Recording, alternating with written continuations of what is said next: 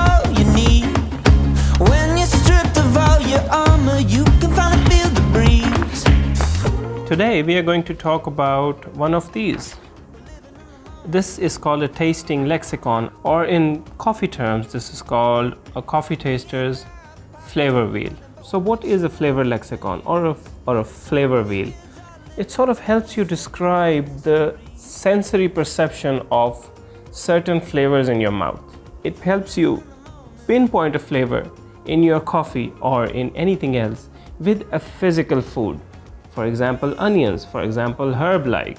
Now these flavor wheels are commonly used by coffee tasters. Us mere mortals, we will find it very hard to tell if our coffee has a fruity flavor and is that flavor berry-like, and if that berry is a strawberry or is it a blueberry or is it a mulberry. That is going to be very hard for us. I mean, I cannot do that. Well, I'm no expert anyway. Now, I've done a similar video to this when I did a video on coffee cupping. But the idea of this video is to use this flavor wheel and pinpoint flavors in your coffee and develop an idea on how you can start to do that. The first thing you need to do is prepare a good batch of coffee. Now you can prepare your coffee in many different ways. You can prepare a cupping session and prepare 2 to 3 cups of coffee like that, or you could prepare a batch of pour over with a V60 or a Melita filter and prepare 2 to 3 batches, and you can compare them. But comparison is very important. You have to have minimum of 2 coffees to compare 2 flavors. Otherwise you won't really get an effect of what's going on. The next thing you need to do is cool your coffee down and bring it down from 95 degrees Celsius down to about 70 degrees Celsius, because you're able to taste the nuances of coffee better when it's a little colder. Now the best way to sipping your coffee is, as the experts say, you slurp your coffee. What slurping does is that it introduces air into your mouth along with coffee. Now people make a lot of dramatic sounds while they do their slurping. Smell the coffee. Liquid and just gently. But you really don't need to do that. I am no expert at slurping. Now once you have your coffees ready in front of you and they are all at the right temperature of about 70 degrees Celsius, good tasting temperature, then you should start with the simple basics.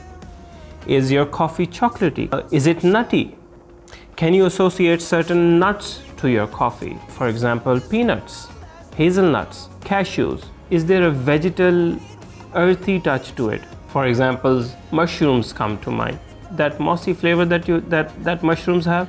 Or is it fruity? Now fruitiness is one of the most important characteristics of coffee. A good batch of coffee will have a certain fruitiness to it. Now if your coffee is acidic in nature, that is somewhat relatable to fruitiness, because fruits contain acids. Fruits develop their taste with acids. That gives apple the taste of apple, the orange the taste of orange, the lemon the taste of lemon. And is your coffee spicy?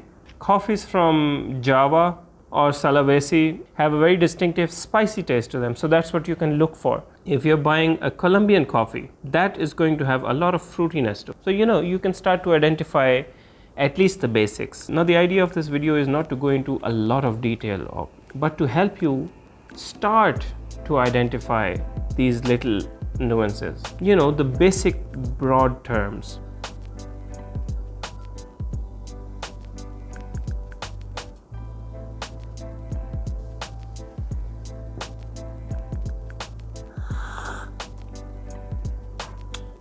So I've brewed 2 sets of coffees. It's a basic V60 pour over method.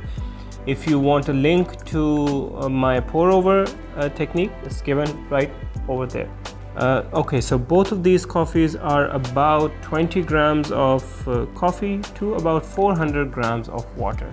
A ratio of about 1/20. Glass of water, clear your palate.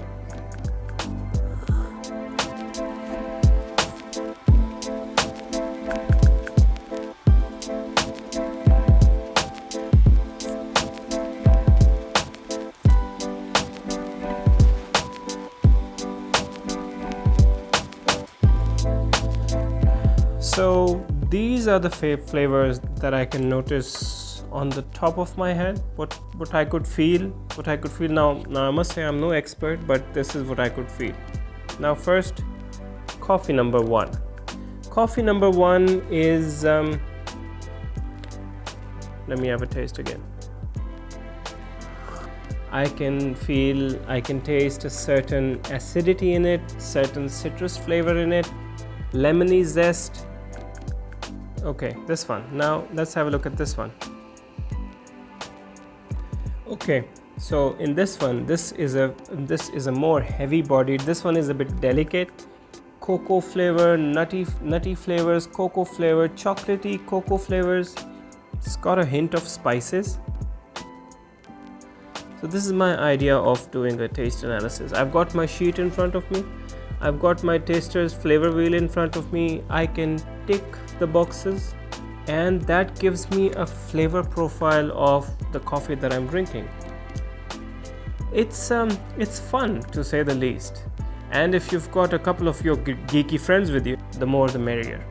So I would love to hear your thoughts about this. Was this useful to you? Have you done a session like this with your friends? Which coffees did you try, and which boxes did you tick? I would love to hear your opinions in the comments below. For now, thank you so much for watching, and I hope you have a great day.